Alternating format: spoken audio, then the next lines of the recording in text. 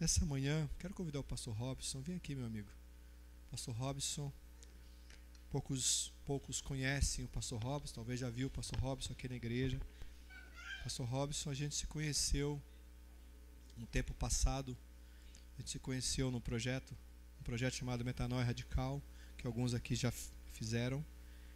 E dali criamos um laço de relacionamento divino, porque é só Deus que nos une mesmo, né? Que é um laço divino. E aí, a partir desse encontro, a gente começou a se relacionar, e o pastor Robson, ele tem uma missão chamada Missão Koinonia, que trabalha, ele vai explicar para a gente. E nessa manhã, pensando nisso, semana passada falamos sobre o Pedro aí em Minas, né? Sobre o trabalho lá em Minas, que a nossa igreja sustenta ali. E nós queremos fazer isso também nessa manhã, trazer à memória aquilo que traz esperança para outras vidas, e é através de nós. Deus vai resgatar vidas através de nós. Nessa manhã o pastor Robson vai falar um pouco sobre a missão, trazer uma reflexão, mostrar a família dele. O pastor Robson vai estar conosco aqui durante o período que Deus permitir que ele esteja aqui nessa região. O pastor Robson estará conosco aqui, caminhando conosco aqui também. Que nessa manhã a sua alma possa cantar, e que a sua alma cantando encontre vidas através daquilo que Deus vai ministrar no teu coração nesta manhã. Amém? Jesus, obrigado por esta manhã. Obrigado porque o Senhor nos une através do teu amor, da tua graça. E nesta manhã a graça e o teu amor nos encontrou, e através dessa graça encontramos o pastor Robson.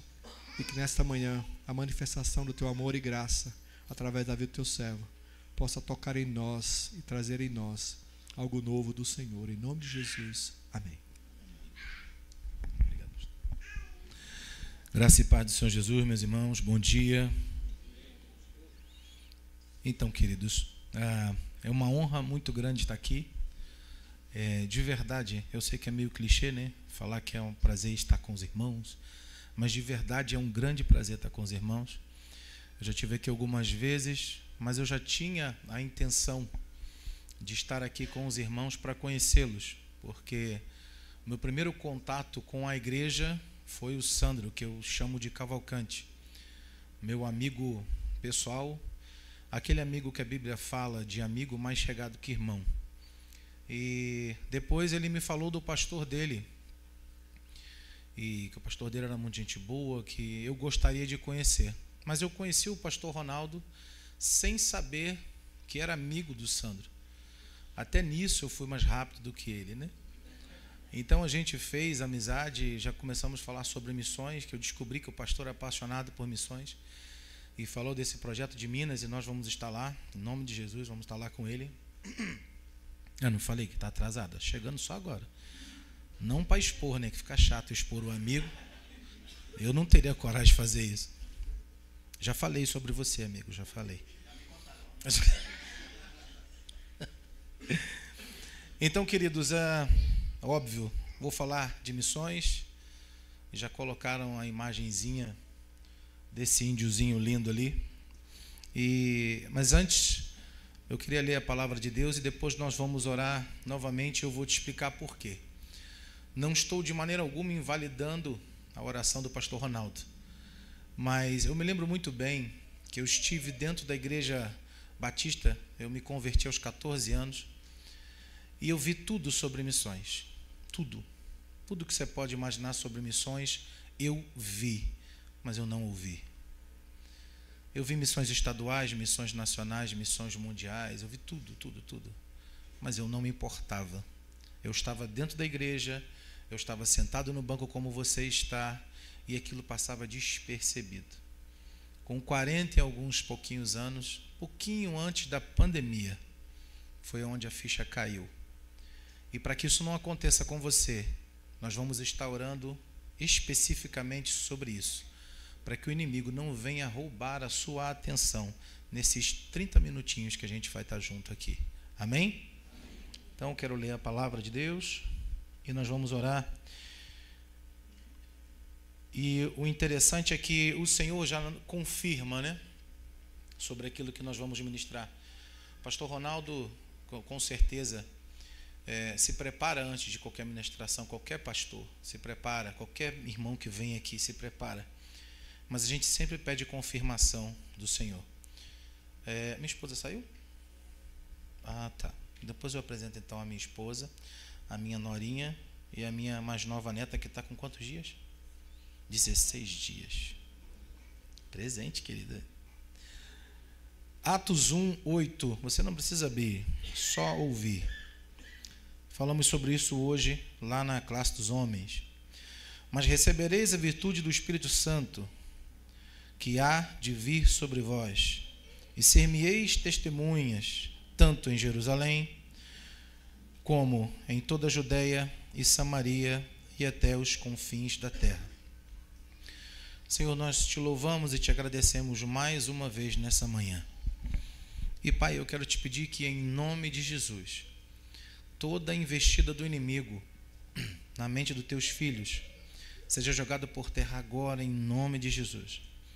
Que o Senhor possa trazer toda a mente, Senhor, aqui para esse lugar, voltado para essa ministração, voltado para este culto, para que o inimigo não venha tentar roubar tudo aquilo que será ministrado aqui, tudo que foi louvado e tudo que será falado até o final. Nós repreendemos em nome de Jesus toda ação maligna e declaramos, Senhor, que somos os teus filhos e estamos com o nosso coração e a nossa mente aberta em nome de Jesus, em nome de Jesus. A igreja diga amém. Amém, queridos? Quero falar com vocês a respeito do significado de missão no dicionário. O significado que eu achei assim mais completo. O que é missão? Missão é um encargo, uma incumbência, um propósito. É uma função específica que se confere a alguém para fazer algo. É um compromisso, um dever, uma obrigação a executar. Para os cristãos, missão significa propagar o evangelho através da igreja. O missionário é aquele que tem a missão de divulgar a fé. É o que se dedica a pregar e levar sua crença religiosa para diversos lugares, espalhando a palavra do Senhor. Aí você pode se perguntar, quanto tempo e como eu estaria ou estou preparado para ser um missionário? Como eu disse para vocês logo no início, deixa eu apresentar mais rapidinho, né, minha esposa. Você pode ficar em pé, meu amor, por favor? Essa é minha esposa, o meu netinho, Daniel. Uma curiosidade, os meus 2 netinhos nasceram no mesmo dia. O filho do meu filho e o filho da minha filha nasceram no mesmo dia.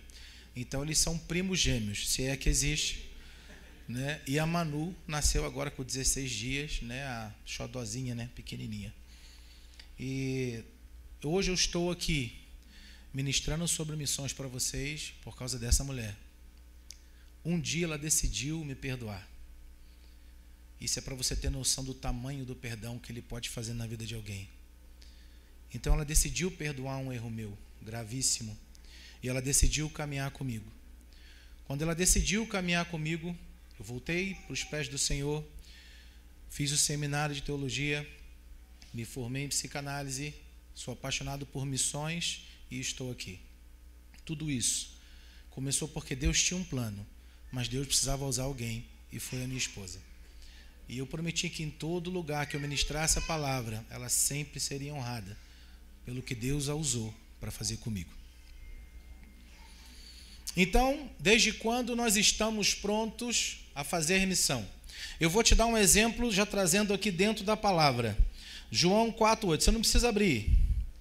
Deixou, pois, a mulher o seu cântaro e foi à cidade e disse àqueles homens, vinde, vede o homem que me disse tudo o quanto tenho feito. Porventura, não é este o Cristo?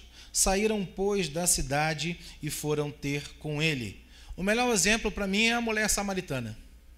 Ela tinha acabado de ouvir a palavra de Deus, ela entendeu, ela recebeu, ela aceitou e ela saiu. E ela saiu com um brilho no olhar tão grande, com um convencimento tão grande nas palavras, que ela trouxe várias pessoas até os pés de Jesus para poder também ouvir a palavra dele. Então, Quando nós estamos prontos para ser missionários? Assim que você aceita Jesus como único, suficiente Salvador. A sua maior pregação, a sua maior ministração é o seu testemunho, é de onde Deus te tirou e como Deus te colocou. Esse brilho no olhar que você acabou de receber, dessa sua conversão, o seu primeiro amor, é um espetáculo para converter, ou para pregar, para ministrar, e o Espírito Santo a convencer. Então, quando se fala de missões, eu entendo que, a partir do momento que eu recebi o Senhor Jesus como o único e suficiente Salvador da minha vida, eu já estou apto, óbvio, de maneira gradativa.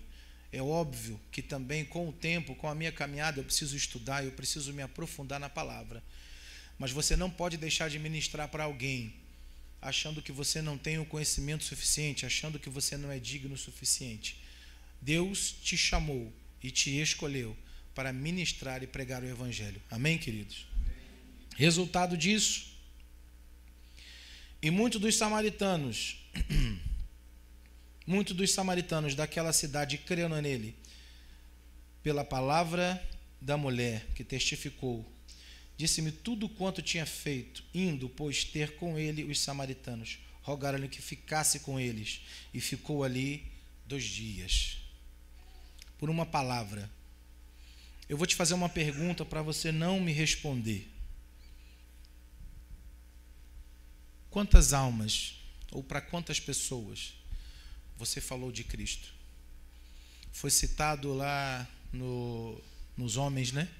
E eu costumo falar também, mas eu nunca me lembro o nome do autor. E como é que é o seu nome, meu irmão? Daniel falou, citou o nome e eu já me esqueci. Mas eu costumo repetir essa frase, né? Do John Stott. Isso, exatamente. Pregue em tempo e fora de tempo. Só que, como a gente prega muito na rua, né? Eu costumo dizer o seguinte: pregue o Evangelho. Se necessário for, use palavras. Mas essa frase não é minha. E você precisa pregar com suas atitudes. Testemunhos, atitudes. Eu queria meu irmão soltasse o vídeo, a minha irmã, perdão. Eu queria te chamar a atenção para uma coisa aqui, rapidinho. Pode ser?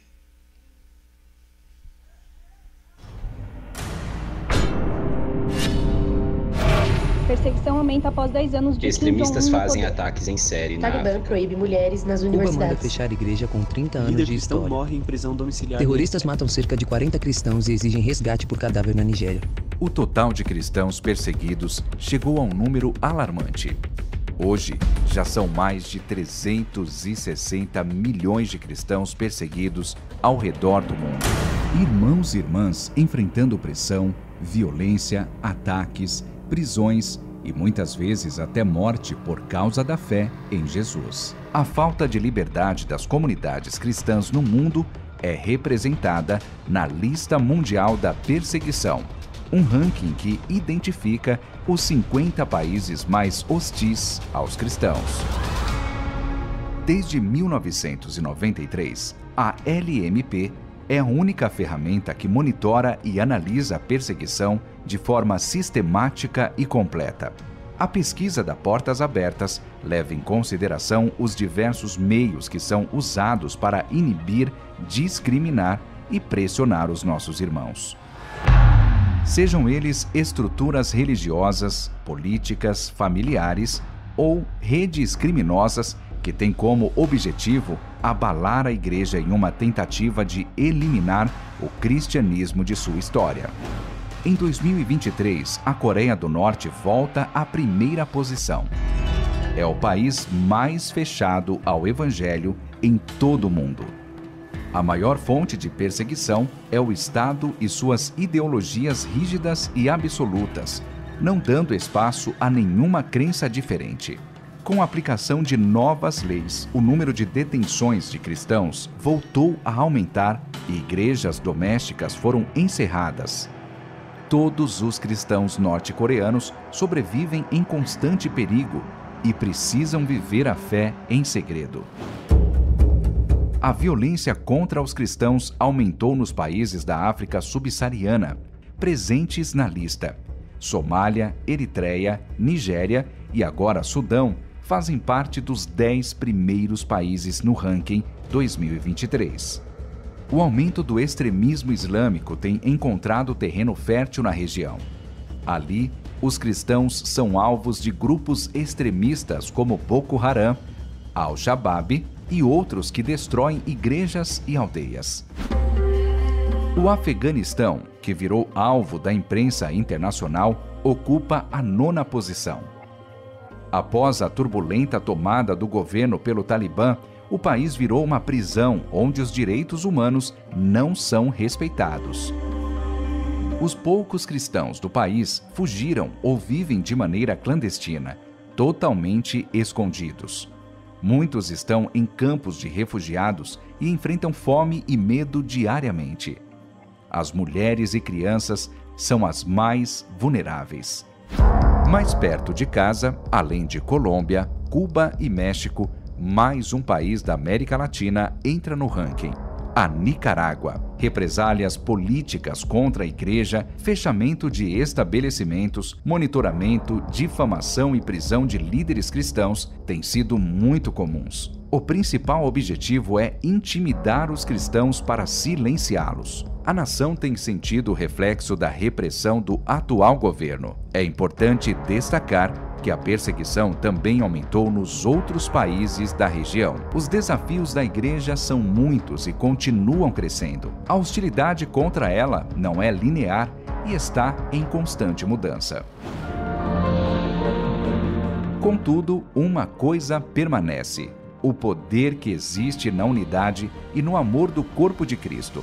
Esse é o elo perfeito que nos une e nos move para enfrentar o que vier.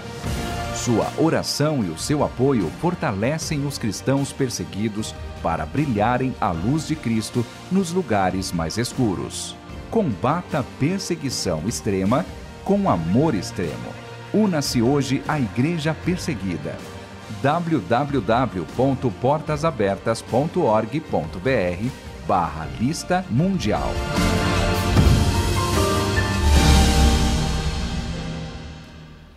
Eu não sei o que você sentiu quando viu esse vídeo, mas eu quero deixar claro para você: se você não sentiu nada, então a gente precisa rever os conceitos, nossos conceitos. E eu me lembro, porque muitas vezes eu já vi esse tipo de vídeo e eu não senti nada. Eu não estou aqui para te apontar, eu estou aqui para dizer que eu estava nessa situação. E quando eu passo do lado de um morador de rua e eu não sinto nada, quando eu vejo um vídeo desse, não sinto nada, alguma coisa precisa ser mudada em mim. E todos nós somos escolhidos para fazer missões. Seja orando, seja investindo, seja na nossa vizinhança. Você não necessariamente precisa estar nesses países mais distantes. E eu vou te fazer uma outra pergunta para você não responder e não levantar a mão também. Quantas vezes na semana, no mês ou no ano você orou pela igreja perseguida? Porque ela é muito real. Ela existe. Eu nunca estive em nenhum lugar que eu pudesse ser ameaçado. Todas as minhas missões foram aqui no Brasil, né? Tenho vontade de sair do país. Mas se eu falar para você que eu gostaria de estar lá ministrando no Talibã para esse povo, eu te confesso que eu faço assim, né? É porque eu não tenho gravata. Mas se eu tivesse, eu puxaria gravata. Eu te entendo. Eu estou sendo sincero com você aqui. Mas eu quero te dizer que o Senhor te chamou para um ministério muito mais além do que estarmos aqui adorando ao Senhor dentro da igreja. Aqui é maravilhoso, aqui é extraordinário e totalmente necessário. Mas eu preciso ser diferente fora das paredes da igreja. Você entende isso? A igreja de Cristo foi chamada para servir, ser sal da terra, luz do mundo, alcançar os perdidos com o amor de Deus, tanto os de perto quanto os de longe. Recebemos o privilégio e a prioridade na evangelização dos povos, onde Cristo ainda não for anunciado. Romanos 15, 20. É momento de olhar ao redor e perceber que os campos estão prontos para a colheita. E na dependência de Deus e da força do Espírito, por pôr a mão no arado, sem olhar para trás.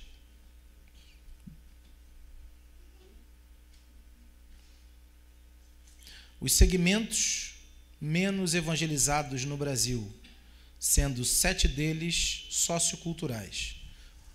Os primeiros são os indígenas, você pode passar.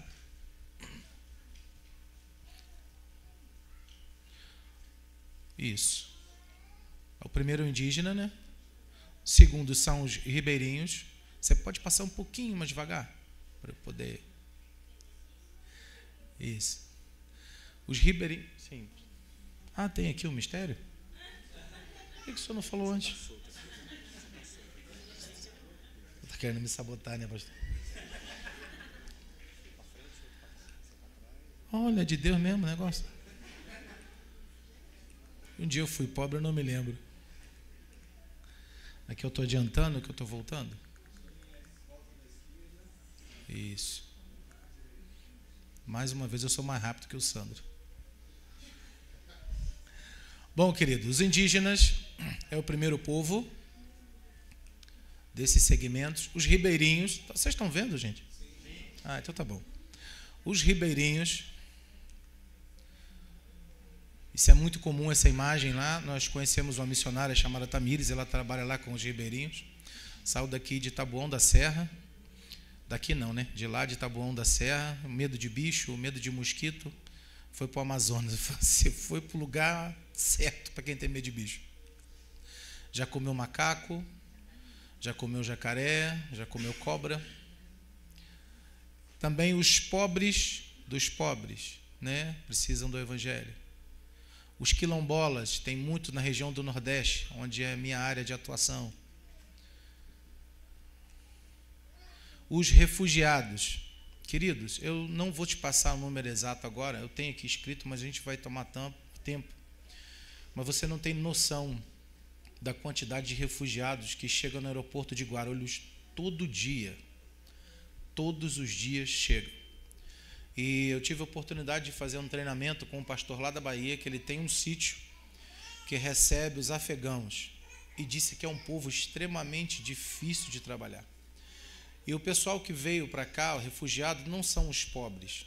Eram engenheiros lá que trabalhavam para os Estados Unidos, eram médicos que trabalhavam para os Estados Unidos, então eles tiveram que vir, porque o Talibã estava torturando a família. Nós temos até o caso de um rapaz que está aqui, mas o seu filho ficou, não conseguiu fugir, e o Talibã gravou vídeos torturando o seu filho de 18 anos e mandava aqui para o Brasil. E eu vi esse vídeo, e é triste, muito triste, de ver um pai sabendo que seu filho está sendo torturado. E são ex-médicos, ex-engenheiros, e eles querem chegar aqui exercendo a mesma função que exerciam lá. E aqui a realidade é bem diferente. Então eles são totalmente imediatistas e é um povo complicado de trabalhar, né? Mas tem um povo trabalhando com esse povo, e é dos nossos. Os refugiados, também precisamos pregar para os ricos dos ricos. Tem que ter alguém para chegar até eles. Uma brincadeira aqui terrível, né? Alguém precisa financiar missões. Então, de repente, se um deles se converter, já ajuda bastante. Os pobres, né? Os surdos, queridos, nós fizemos uma caravana missionária agora para a cidade de José Bonifácio, que é próximo a Araçatuba, e foi extremamente importante a presença de uma menina do litoral, a Pati, e nós fizemos um evangelismo lá com surdos, e muitos surdos se converteram, e estão até hoje, desde fevereiro até hoje, na igreja, na PIB de José Bonifácio, do pastor Marcelo, onde lá também a auxiliar dele também trabalha com Libras. E a gente está fazendo um treinamento, vamos começar acho que semana que vem, amor? Para aprender a falar em Libras, porque os surdos precisam ser evangelizados. E foi falado hoje lá também na classe dos homens, né, sobre surdos, que um irmão não tinha, precisava falar com eles e não conseguia. Você consegue imaginar a cena? Você tentar falar com uma pessoa e não conseguir? Você ter a palavra para falar e não conseguir? Então, capacitação também é tudo. Os índios já falamos. Dá para passar até o vídeo por aqui. Vou te falar, a gente só não afasta porque é crente. Pode tirar mesmo. Coloca essa última imagem para mim, que eu pedi o menino da bateria para passar. Não sei se ele te deu tempo. Se não, pode ser depois, não precisa ser agora. Quanto tempo, filha? Estou aqui cronometrando. Falta 10? Eu falo para danar, hein? Bom, pastor, eu entendo, gostaria muito, mas o que eu posso fazer? Por onde começar? Eu não tenho como sair do país agora, eu não fiz, não tenho uma grande preparação missionária, o que eu posso fazer? Bom, a Missão Koinonia é uma instituição cristã, interdenominacional, e a ideia é que nós possamos capacitar pessoas, ajudar, caminhar com pessoas, para dar esse pontapé. E não importa a sua idade, não importa quantos anos você tem. E o que a gente costuma fazer? 2 vezes no ano, uma caravana missionária para algum lugar, aqui mesmo no Brasil. Ou trabalhos missionários, avanço missionário aqui na cidade. Um dia, pegar um sábado o dia inteiro, pegar uma comunidade, fazer um trabalho de ação social, de evangelismo de rua, doação de roupas.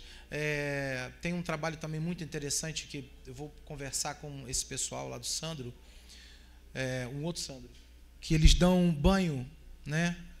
Lá no Rio se chama banho da vida, aqui eu esqueci o nome. Como é que se chama? Eles têm uma carretinha, e essa carretinha tem chuveiro, e eles estacionam numa praça, pega todos os moradores em situação de rua, dão roupa para eles novas, toalha para eles tomarem banho, corta o cabelo, faz a barba. E eu acho esse trabalho extraordinário. A gente costuma fazer esse trabalho no Nordeste. Vamos agora em Curitiba, pode deixar essa imagem aí. Vamos estar agora em Curitiba. E como é que a gente faz, pastor, para ir? Só falar com o seu pastor. Se ele autorizar, você faz a inscrição e você vai ter uma experiência missionária. Assim, de pronto? Assim, de pronto. Só para você ter uma ideia, aqui na Grande São Paulo, mais de 2 milhões de moradores vivem em comunidade, onde falta de renda e problemas estruturais fazem parte do cotidiano, segundo especialistas. A favela da Tribo é uma das 1.728 favelas da cidade de São Paulo. Segundo dados da Prefeitura, na região metropolitana, cerca de 400 mil famílias e mais de 2 milhões de pessoas moram nessas condições de pobreza. Porém, algumas delas vivem em situação ainda mais delicada. A fonte é a Agência de Jornalismo da Periferia. Queridos, não tem como e não tem porquê não fazer. Hoje nós temos toda a tecnologia, hoje nós temos facilidade para que a gente possa se mover. Eu costumo dizer que a Missão Koinonia é a igreja viva e em movimento, porque não é só a PIB do Imbu, mas é a PIB do Imbu com outras igrejas batistas, com a Assembleia de Deus, com outras igrejas membros, a igreja viva de Cristo em movimento. Então, esse trabalho a ser desenvolvido é um trabalho da igreja. E pelo que eu vi e entendo do pastor Ronaldo, pelo que eu conheci conversando, a visão do pastor Ronaldo é visão de reino. Então, com certeza, a igreja tem visão de reino. E nós vamos lá para Atos 1, para reforçar a nossa leitura inicial. Atos 1, 8. Mas receberei a virtude do Espírito Santo, que há de vir sobre vós, e ser-me-eis testemunhas, tanto em Jerusalém, como em toda a Judéia e Samaria, até os confins da terra. Quantos aqui são cheios do Espírito Santo? Levanta a mão. Agora você pode levantar a mão. Pode levantar todo mundo, porque todos aqui têm a presença do Espírito Santo. Para isso vocês foram revestidos do Espírito Santo, para ser testemunha de Cristo. E aqui a referência de Jerusalém, como em toda a Judéia, Samaria, até os confins da terra, a gente pode trazer para hoje, assim como Imbu, Taboão da Serra, Itapecerica, Campo Limpo, é até onde eu conheço. Daqui para casa eu já não conheço mais. Você foi escolhido, separado, você foi ungido, você tem a presença do Espírito Santo para fazer a diferença, para ser testemunha. Falamos sobre isso hoje também na classe dos homens, muito boa o finalzinho que eu peguei. Nós fomos chamados pelo Senhor para ser testemunhas do Evangelho de Cristo.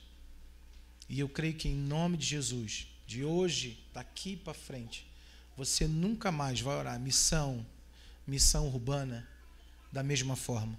Você nunca mais vai olhar a igreja perseguida da mesma forma. Sempre que você for orar, orem pelos missionários. Orem não somente pelo missionário que está no campo aqui em Minas, dessa igreja, que para honra e glória do Senhor, essa igreja mantém, sustenta. Eu acho isso fantástico. Infelizmente, muitas igrejas não têm essa visão. Muitas igrejas. Mas que o Senhor possa enviar daqui dessa igreja mais missionários para fazer a obra de Deus, para ser testemunho do Evangelho de Cristo, para que todos também transbordem da presença do Espírito Santo de Deus. Amém, queridos? Que vocês possam ficar com essa palavra, em nome de Jesus. E quem quiser estar em Curitiba, não posso fazer esse convite aqui, porque dia 12 de outubro o senhor já tem um compromisso aqui. Então seria 12 de outubro, para vocês, né?